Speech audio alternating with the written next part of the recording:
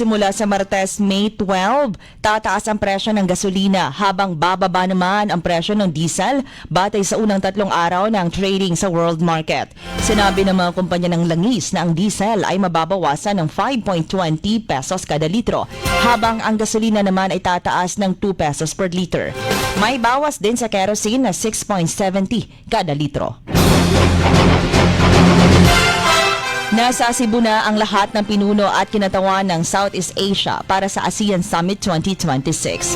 Unang dumating si Brunei Sultan Hassanal Bolkiah sakay ng sarili niyang eroplano na siya mismo ang nagpiloto. Kasama ng Sultan ng Brunei ang kanyang anak na si Prince Abdul Mateen nang lumapag sila sa Mactan Benito Ebuen Air Base noong Miyerkules ng gabi. Tampok sa ASEAN Summit ang mga usaping kinakaharap ng rehiyon, lalo na ang epekto ng tumataas na presyo ng langis, bunsod ng tensyon sa gitnang silangan. Walang malapit na ugnayan sina Pangulong Marcos at ang naarestong si Peanut Gallery Media Network or PGMN founder at social media personality na si Franco Mabanta. Si Franco ay nahaharap sa kasong umano'y pangingikil kay dating House Speaker Martin Romualdez.